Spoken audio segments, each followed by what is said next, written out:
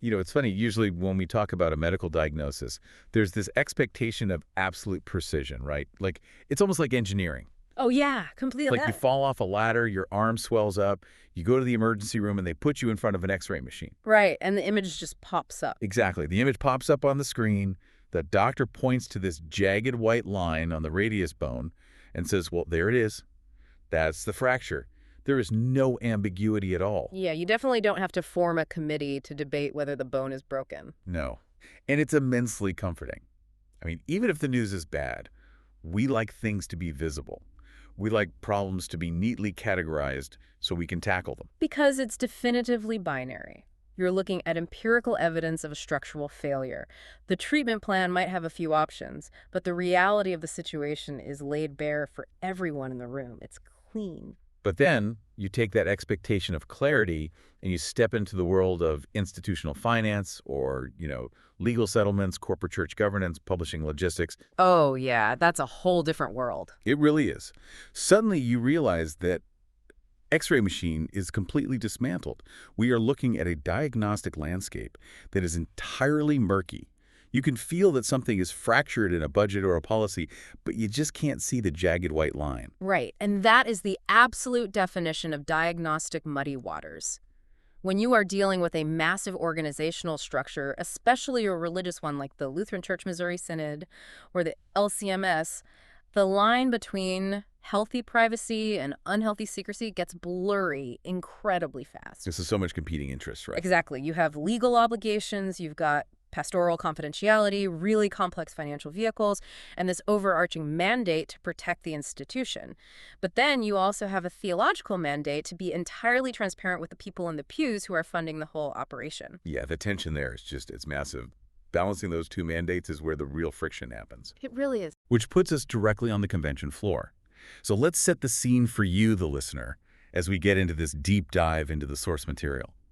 You are a voting delegate for the LCMS 2026 convention. You've traveled to the convention center. You're sitting in this massive hall. Right. Thousands of other delegates around you. The fluorescent lights are humming, the microphone lines are forming down the aisles, and Robert's Rules of Order are just flying back and forth. It's chaotic. It is. And you are sitting there holding a stack of papers. You've got today's business, issue 1, the convention workbook, and specifically, you have the Committee 8 Amendment Guide. Because Floor Committee 8 handles all the finances. Exactly. And your mission today isn't just to cast a green or red vote and go home to your parish. Your mission is to steward the church's resources faithfully. Which honestly requires an incredibly specific analytical lens. The source materials we are diving into today provide a brilliant, overarching framework for evaluating every single resolution placed in front of you. Yeah, they call this framework kingdom over castle, right? Yes. The fundamental premise here is that the Synod is a voluntary association. Congregations choose to walk together. Right. Nobody's forced to be there. Exactly. The organization exists to steward resources, so money, employee benefits, seminaries, publishing platforms for gospel mission. That outward-facing mission is the kingdom. Okay, so then what's the castle? Well, the trap that any large organization falls into is when the focus subtly shifts toward protecting the institutional machinery itself. That self-preservation instinct is the castle. Oh, I can picture that perfectly. The castle mentality wants to pull up the drawbridge at the first sign of trouble. Exactly. It wants to keep the data locked inside the protect the institution from public embarrassment, manage risks quietly in closed-door meetings. It basically treats the congregations like peasants who just need to send up their taxes. Yeah, that's a great way to put it. But the kingdom mentality wants all of those resources deployed out in the field for the harvest with total radical transparency to the people actually doing the work. So the tension between those two mentalities is what we have to navigate today. Right. And to evaluate the 7 finance resolutions in front of Floor Committee 8, our sources give us a guiding principle for drafting amendments. It's low control and high accountability. Okay, wait, let me make sure I'm wrapping my head around that phrase. Low control means we aren't trying to micromanage the experts, Right, right? exactly. Because we have brilliant financial minds, lawyers, and theologians working for the Synod. If a delegate stands at a microphone and tries to dictate exactly which mutual funds the pension plan should invest in, that's high control. And it would be a disaster. Yeah, totally. It would be a catastrophic overreach. The delegates are not day traders or corporate lawyers, Low control means giving the designated fiduciaries the operational freedom to do their jobs in a complex, fast-moving, secular market. But you pair that operational freedom with high accountability. You demand that those experts report back clearly, in plain English, on the results, the failures, the risks, and the costs. And we measure the success of that accountability across what the sources call the 5 capitals. Right, because if you just look at a church body through the lens of a bank account, you miss the actual mission. Yeah, completely. So we are looking at spiritual capital, which is, the proclamation of the word, the sacraments, pastoral formation, gospel witness. Then there is relational capital, which honestly might be the most fragile. Oh, absolutely. That is the trust between the synod leadership, the local congregations, the church workers, and the donors. Without it, the rest of the structure collapses. Yeah, relational capital is definitely the glue. Right. Then we move to physical capital, which is the tangible assets. We're talking about the employee benefit plans, the seminary campuses, publishing platforms, shipping logistics. And we also have intellectual capital. That involves having clear reports, transparent data, legal clarity, usable theological resources. Right. And finally, of course, financial capital, the actual dollars and cents, the costs, the risks, legal liabilities, and the long-term sustainability of the church's stewardship. So our diagnostic test for every resolution is actually quite simple. Does this action release those 5 capitals for the kingdom? Or does it hoard them to protect the castle? And if a resolution leans toward the castle, it is the delegate's job to step to the microphone and fix it. Exactly. Okay, let's unpack this. Let's put on that kingdom over castle lens and start looking at the actual resolutions in front of Committee 8. I want to dive right into the deepest, muddiest waters of accountability. Oh boy, here we go. Yeah, how the church handles its legal and structural obligations. Because, nothing tests relational capital like a lawsuit. That is very true. We are looking at Resolution 801 to encourage transparency and accountability in legal judgments and settlements. Okay, so what's the summary of this one? The plain language summary from the convention workbook is that this resolution basically reaffirms the synod's commitment to transparency. It cites an existing bylaw, 1.5.4, which essentially states that synod agencies must disclose financial records to congregations. Right, but there's a catch, I assume. Yeah, they are also strictly required to protect confidential donor information and sensitive personnel information. Well, on the surface, if I'm a delegate reading this, I'm thinking, great, we love transparency, we love protecting privacy. I'll just vote yes and go get a coffee, right?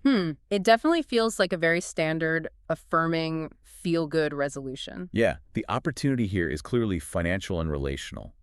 By publicly stating that the church has nothing to hide financially, you are trying to foster trust across the synod. Projecting the image of an open book bounded only by the law. Right. But you have to look for the castle risk.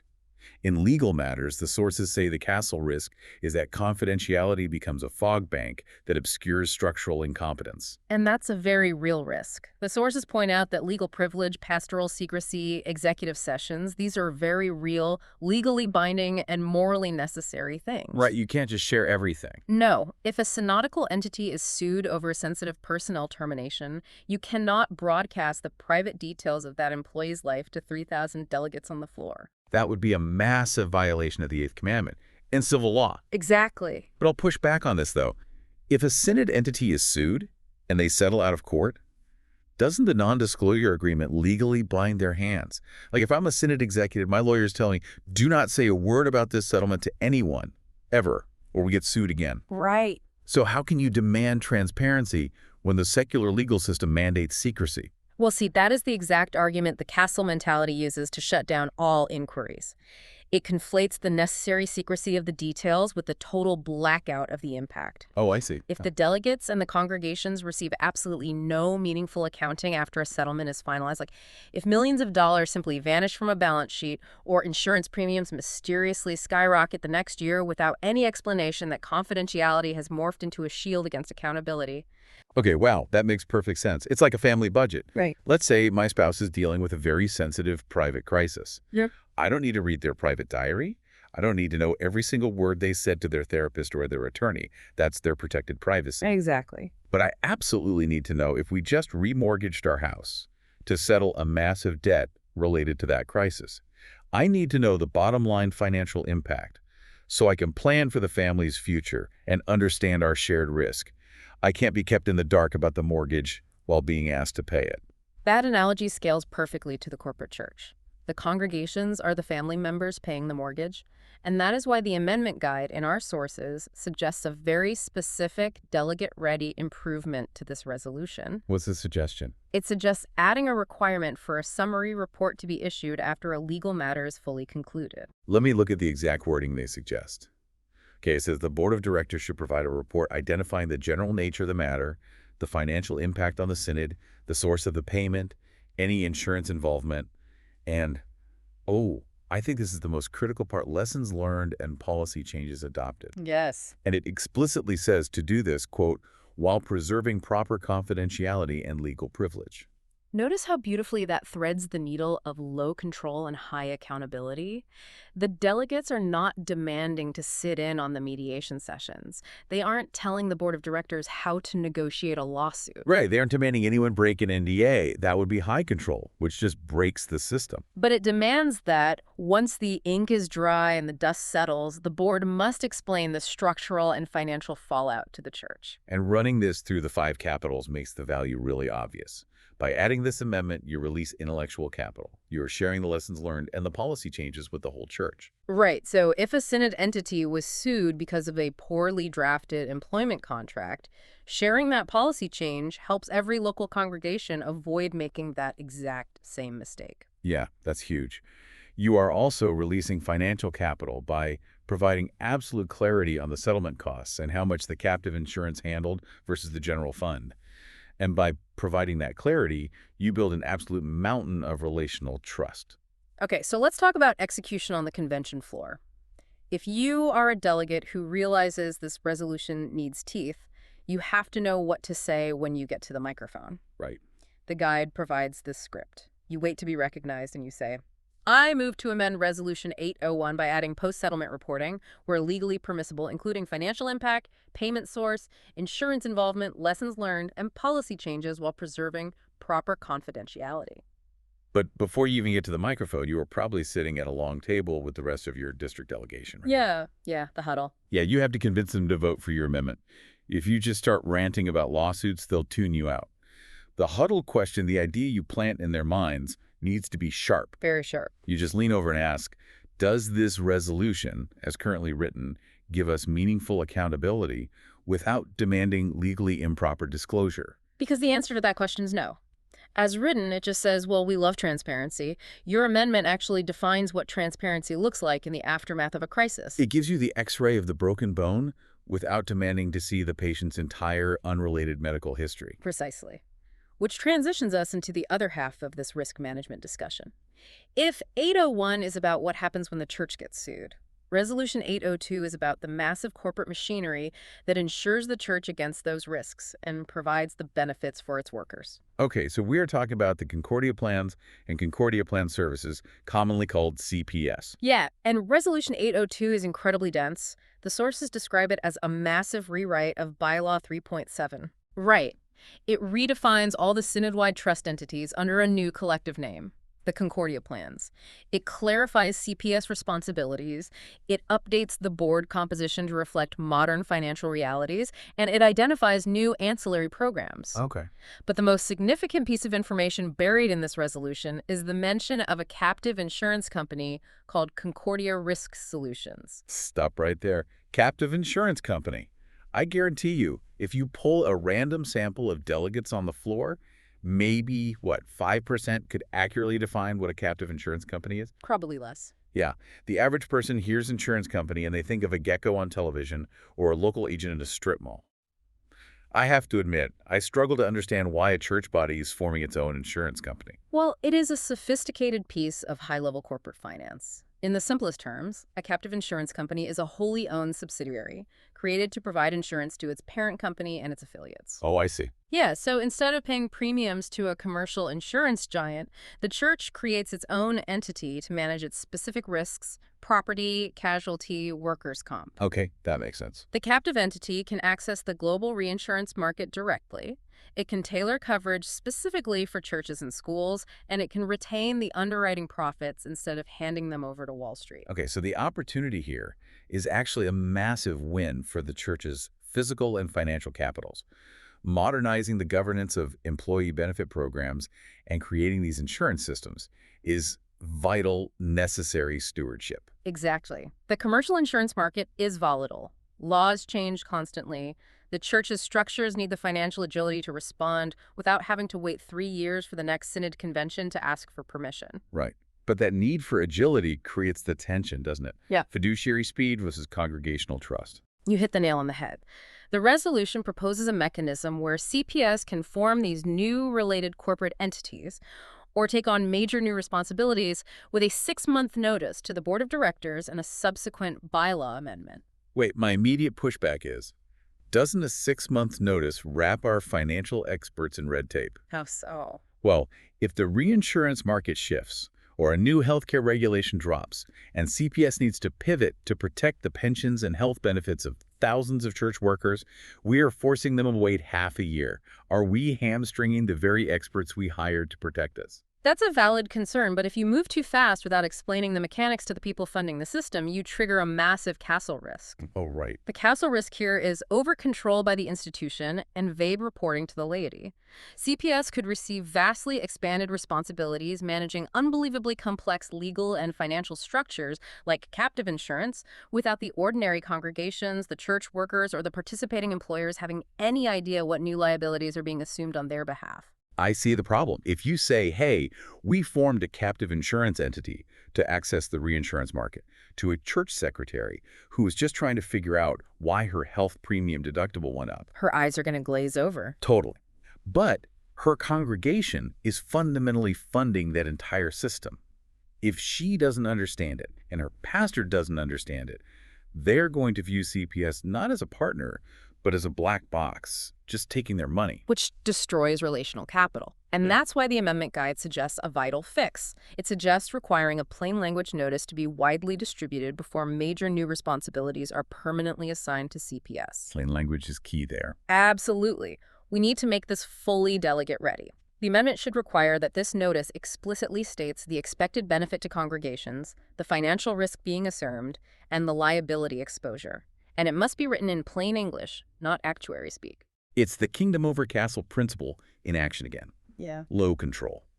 We let CPS have the freedom to innovate in the market and build these complex necessary structures. We aren't telling them how to underwrite property insurance, No. but high accountability. We force them to explain exactly why they are doing it and at what risk to the folks in the pews who are paying the bills. Looking at the 5 capitals, this stewards our physical capital, the integrity of our benefit and insurance systems.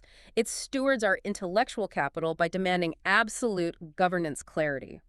And that ultimately secures our financial stability. Because it's a voluntary association, right? Exactly. It operates entirely on trust. If the participating employers don't understand the long-term plan, they won't trust the plan, and they might look for secular alternatives. So imagine you are standing at microphone 2. You've got the floor on Resolution 802. Your phrase is, I move to amend Resolution 802 by requiring plain language notice before major new responsibilities are assigned to Concordia Plan Services, detailing expected benefits, financial risks, and liability exposure. And when you are sitting with your district delegation, trying to explain why you want to amend a highly technical bylaw resolution, you ask them, how will our congregations and workers actually be notified when CPS assumes major new corporate responsibilities? It forces the delegation to realize that simply notifying a closed boardroom isn't enough. The workers relying on those pensions and health benefits need to know the ship is being steered safely. Right. Okay, we spent a lot of time on mitigating institutional risk and funding liabilities. Let's pivot to funding the actual future of the church, the human capital. We're moving to Resolution 803, which is titled To Fund Our Synod Seminaries. The plain language summary of 803 is actually very uplifting. It affirms the necessity of residential pastoral formation. It thanks the donors for their incredible, sustained generosity. Which is always good. Yes. It invites broad financial support through something called the Joint Seminary Fund, and then here's the procedural hook. It requires a joint standardized report on seminary funding to be produced annually. Well, the spiritual opportunity here is the most important thing we've discussed so far. Securing the pipeline for future pastors to preach the word and administer the sacraments is literally the lifeblood of the church. If the seminaries fail, the pulpits go empty. Exactly. The financial opportunities bringing clarity to how those institutions survive. But I have to admit, as soon as I read the phrase joint standardized report, my castle risk alarm bells started ringing. And they absolutely should ring. Vague reporting is a classic, deeply ingrained castle defense mechanism. Right. What exactly goes into a joint standardized report? Who decides the metrics? What specific data is included? And critically, who actually gets to read it? Is this report just going to be filed away in an administrative office in St. Louis and handed to the board of directors, or will the people in the pews actually see the math? It makes me think about the mail I get from my alma mater. It's a glossy college brochure. It has pictures of smiling students under oak trees. It says, we have great programs. We are changing the world. Please give to the alumni fund. That is a marketing piece. But if I am an investor, I don't want the glossy brochure. I want an actual financial prospectus. I want to see the balance sheet, the endowment draw rate, the operational deficit. We need the prospectus for the seminaries. A report is functionally useless for building relational capital if it is buried in an institutional filing cabinet. The guide's suggested amendment is absolutely vital here. What is it? It requires that this standardized funding report be distributed to all congregations and published prominently online. Good. We need to make it even sharper to be delegate ready, don't we? Just publishing a bad report online doesn't really help. The amendment needs to specify that the report must break down financial categories. Specifically, it needs to show the ratio of corporate synod support versus direct donor support and tuition revenue. Yes. And why is that specific breakdown so important? Because congregations need a true, unvarnished picture of how the seminaries are surviving.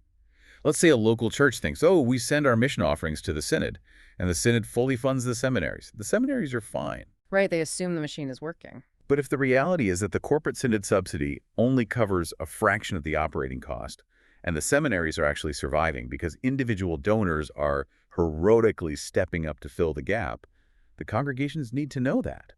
They can't assume the problem is solved by the institutional machinery. When you demand that level of data clarity, you are maximizing the church's intellectual capital. You are providing usable, clear data. You use that data to generate relational trust with current and future donors, which ultimately secures the spiritual capital of pastoral formation. Kingdom over castle again. Once again, low control and high accountability. We are not dictating to the seminary presidents how they spend every single dime on campus or what color to paint the dorms. Wow. We are simply holding them fully accountable to the congregations for where those dimes are coming from. So if you were at the mic for this one, you say, I move to amend Resolution 803 to require that the joint standardized funding report be published online and distributed to all congregations, detailing specific revenue sources, including corporate synod support versus direct donor support, and expense categories. That's very clean. And in your huddle, you ask a very simple question. Does this resolution specify what financial categories will be included in the standardized annual report? If the text of the resolution doesn't say it, the delegates cannot assume it will happen. Because secrecy, even accidental secrecy, breeds suspicion. But transparency breeds partnership. The more daylight you let into the financial realities of the seminaries, the more you invite the local congregations to take genuine ownership of the solution. Okay, so we've funded the seminarians. Now we need to look at the theological tools those future pastors and the lady sitting in the pews will use every single day. Let's look at Resolution 804 to expand access to the Lutheran Confessions. This resolution focuses on Concordia Publishing House, or CPH.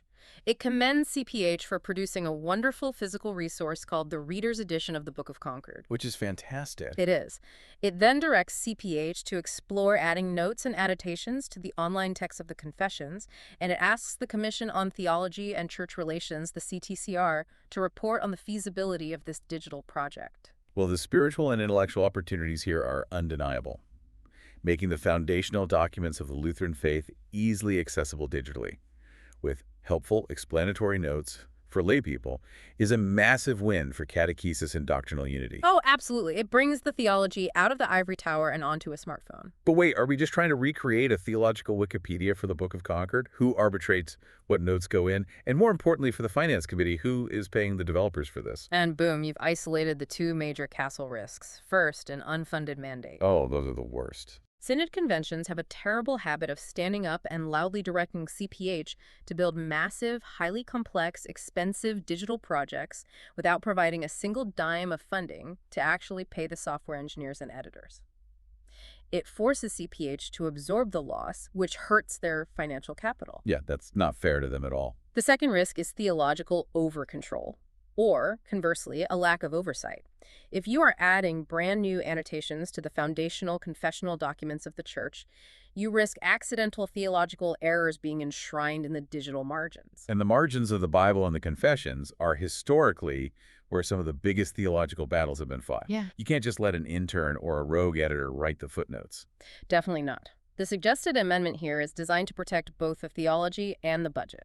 It directs CPH to include the CTCR not just in a feasibility study, but in reviewing the actual proposed annotation. Okay, that covers the theology. And crucially, it demands that CPH provide a hard cost estimate before the project is fully approved for development. To make this perfectly delegate ready, we should frame this entirely as a feasibility study to be reported to the 2029 convention, rather than an immediate mandate to start publishing code today. Right. The delegates need to say, go figure out how much this digital ecosystem will cost. Figure out your editorial process to ensure the theology in the footnotes is perfectly sound.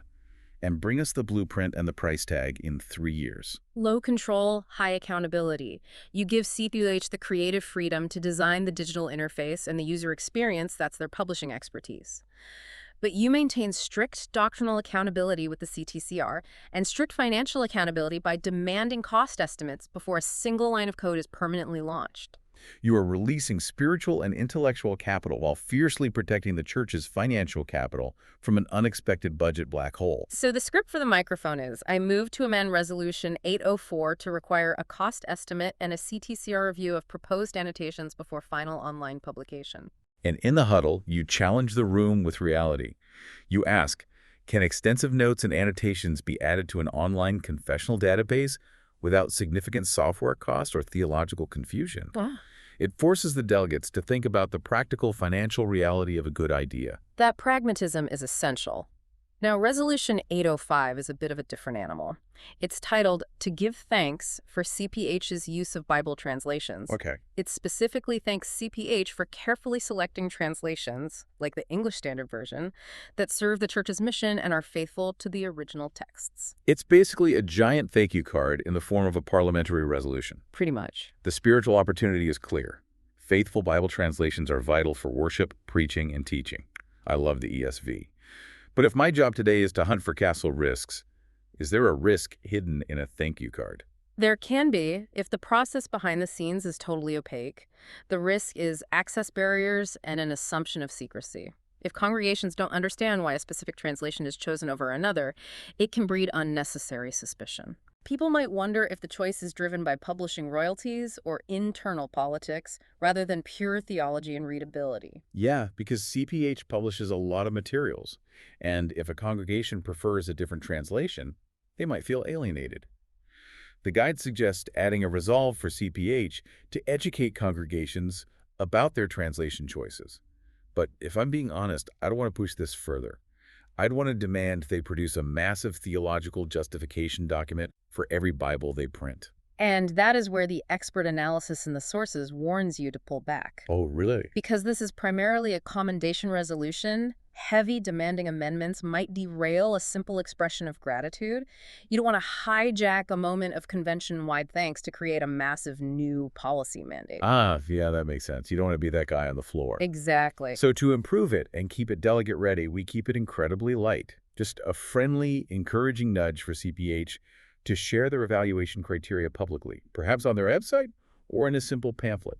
It respects CPH's editorial expertise, low control, while keeping them accountable to the multilingual and educational needs of a diverse synod high accountability.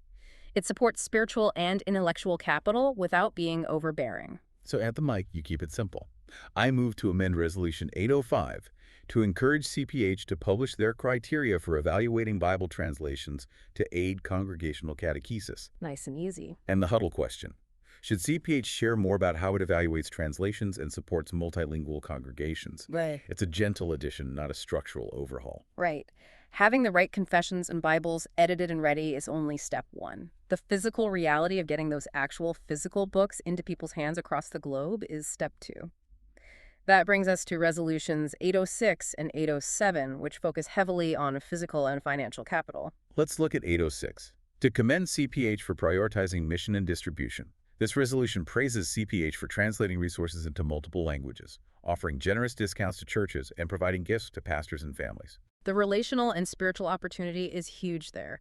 It highlights that CPH isn't just a bookstore. They're a massive engine for global mission. They are. But again, we look for the castle risk. The risk here is unclear responsibility in institutional silos. If the convention just says, thanks for doing mission work, we miss the opportunity to coordinate CPH's independent translation work with the Synod's official mission boards. Right, the Office of National Mission, or ONM, and the Office of International Mission, the OIM. You don't want silos in the kingdom. You don't want CPH spending money translating a hymnal into a language that the OIM doesn't even have missionaries placed to use. Exactly. The suggested amendment is to encourage the ONM, or OIM, to formally partner with CPH on these translation initiatives. However, the expert analysis offers a severe caution.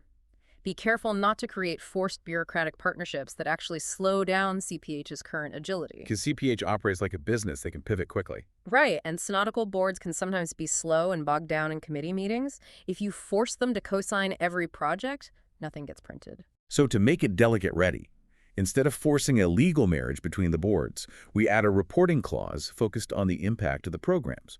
We praise their local initiative, low control, but we ask for data on the actual mission impact, high accountability. We want to see how that spiritual capital is being released through their physical publishing platforms. The chairman-ready phrase is, I move to amend Resolution 806 to encourage formal collaboration between CPH and the offices of national and international mission to maximize global distribution. And the huddle question to spark the debate. Should the Synod develop more formal partnerships to expand translation and distribution? Very practical. Now buckle up, because Resolution 807 is where the rubber meets the road financially for every single listener sitting in a pew. Okay, let's hear it. To address CPH shipping charges, the summary in the workbook notes that there is a staggering $4 million annual expense for shipping CPH products. The resolution thanks CPH for trying to keep it affordable and urges continued cost reduction strategies. $4 million just on shipping. That is a massive intersection of financial and physical capital. Affordable access to theological resources depends entirely on reasonable shipping logistics. Right. If a small rural church in North Dakota has to pay a $40 shipping fee for $50 worth of Sunday school materials, they might just stop buying Orthodox Lutheran materials and download something generic and possibly unfaithful for free off the internet. I call this Amazon Prime brain. Oh, that's a perfect term for it. Yeah, we have all been conditioned by trillion-dollar tech monopolies to expect magic, instantaneous, free shipping on everything, everywhere, all the time. But CPH is not Amazon. They do not have a fleet of Prime vans and global distribution nodes. They are shipping heavy pallets of paper through FedEx and the USPS. Right. If a delegate stands up and tries to amend this resolution to force CPH to just offer universal free shipping, which is the ultimate unfunded mandate, castle risk, by the way, it would literally bankrupt the publisher in a matter of years. The math simply does not work. You cannot mandate free shipping without destroying the financial sustainability of the institution. You are trying to protect physical capital by destroying financial capital. So the guide's suggested amendment is highly practical. What does it suggest? It asks CPH to explore alternative distribution methods, things like digital delivery, bulk order partnerships, or district and circuit pooling. Oh, let's expand on circuit pooling, because I think it's brilliant. The LCMS is divided into geographical circuits, clusters of local churches. Imagine several churches in a rural circuit bundling their orders together once a quarter. They hit a high enough bulk threshold that CPH can afford to ship it freight for free to one central location. Yeah, and then the pastors pick up their boxes at their monthly circuit meeting and drive them back to their parishes. It's an elegant grassroots solution to a massive corporate logistical problem. To make this delegate ready, we should explicitly amend the resolution to ask for a formal study on free shipping thresholds, digital alternatives, and circuit pooling. with a mandate to report back to the 2029 convention on the financial sustainability of these specific ideas. That is the perfect balance. It gives CPH a menu of grassroots ideas to test low control, but it requires them to run the actuaries and the math and report back to the church high accountability. It protects financial capital while trying to optimize the physical capital of shipping logistics. At the mic, you say. I move to amend Resolution 807 to encourage CPH to explore and report on specific options like digital alternatives, bulk order partnerships, and circuit pooling to reduce shipping barriers. And the huddle question. Does this amendment reduce barriers without forcing CPH into a financially unsustainable policy? We have to help them figure out the logistics without breaking the bank. It's a shared burden. Definitely. Okay, we have analyzed all 7 finance resolutions in Floor Committee 8. We've seen the x-rays, we've cleared the muddy waters, we've debated the 5 capitals. Now, how do you, the listener, actually execute this on the convention floor? Let's build your delegate toolkit right now. The first rule of convention survival is triage. You have to prioritize. Oh, yeah. You cannot fight every battle, you cannot wait in line at the microphone for every resolution, and you cannot amend every line of text. Based on kingdom impact versus castle risk, here is how you should rank the amendments we've discussed today. Okay, what's priority 1? Priority 1, the absolute highest. Resolution 802 on CPS governance, the creation of captive insurance entities and the assumption of new complex liabilities, has massive long-term structural and financial implications for every church worker. Right. If you only speak to one issue all week, speak to ensuring a plain language 6-month notice for new corporate entities. Got it. Priority 2. Priority 2, high. Resolution 801 on legal judgments. Fiduciary transparency is the bedrock of relational capital. Post-settlement reporting is a must to prevent the fog bank of secrecy. Okay, and priority 3. Medium high. Resolution 803 on seminary funding. This is vital for the future pastoral pipeline. The standardized report must be published online with clear, delineated revenue sources. And priority 4. Medium. Resolution 807 on shipping costs. This is highly practical and affects every congregation's annual budget. But it is ultimately a logistical issue, not a foundational structural one. That's a great ranking. And just as importantly as knowing when to fight, where should you save your breath? Which amendments are likely unnecessary or counterproductive? I would strongly advise delegates to step back from heavily amending resolutions 805 on Bible translations and 806 commending CPH's mission work. Right, because they are thank yous. Exactly. As we noted, these are primarily expressions of thanks. Unless there is a glaring, immediate doctrinal error that must be addressed, do not hijack a thank you resolution just to make a minor parliamentary point. It frustrates the floor, it alienates your fellow delegates, and it slows down the actual kingdom work. Really good advice. Now, what if you were reading a resolution, maybe one we haven't even talked about, that is generally good, but it just lacks follow-through? Like it's all high-minded goals with no accountability. The sources provide what they call a reusable master amendment paragraph. This is great. Yeah, this is a verbatim plug-and-play paragraph you can tack onto almost any resolution to give it teeth. It is brilliantly drafted. If you are taking notes, here's the exact quote from the source guide. Resolved, that implementation of this resolution serve congregations, workers, students, donors, and gospel mission, preserve appropriate confidentiality and legal obligations, strengthen transparency and trust, and provide a brief report before the 2029 convention describing resources stewarded, costs considered, risks addressed, 5 capitals released, and lessons learned. That paragraph is a parliamentary Swiss Army knife. It forces the kingdom over castle lens onto any bureaucratic action. It demands a future report on costs, risks, and lessons learned. It's beautiful. Well, remember, sometimes you don't even need to make an amendment. Sometimes a well-placed question at the microphone is far more powerful and far faster than a motion to amend. Oh, that's true. It forces the committee to clarify their intent into the official record without triggering a messy 30-minute floor debate. Yes.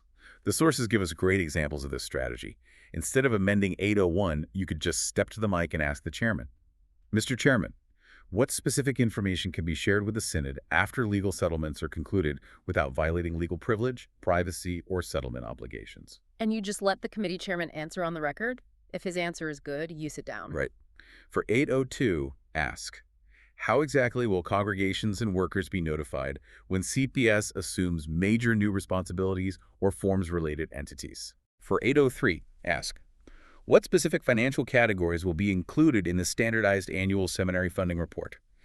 If the chairman gives a clear, transparent answer, The record will reflect the intent, and you didn't have to draft a single amendment. But if you do need to amend, you must know the mechanics. The sources give us a one-page cheat sheet for addressing the chairman. The absolute first thing you must do before you stand up is the germane test. Right. Is your amendment germane? That means, is it closely and logically related to the original topic? You can't amend a resolution about CPH shipping costs to suddenly talk about the color of the new hymnal or the seminary curriculum. No, you definitely can't. The test is fivefold. Does your amendment have the same subject, the same action, the same actor, the same effect, and the same authority as the original? If yes, it's germane. Once you pass that test, you use the official script. You walk to the mic, wait for your light to turn on, and say, "Mr. Chairman, your name, your district, voting delegate. I rise to offer an amendment. I move to amend resolution whatever number, line whatever, by striking these words and inserting these words." And you absolutely must have a written, legible copy ready to hand to a page to give to the secretary. And here's the golden rule, straight from the guide. You must be able to explain the why of your amendment in 30 seconds. 30 seconds. To quote the source directly, "A faithful amendment does not hijack the floor. It serves the floor.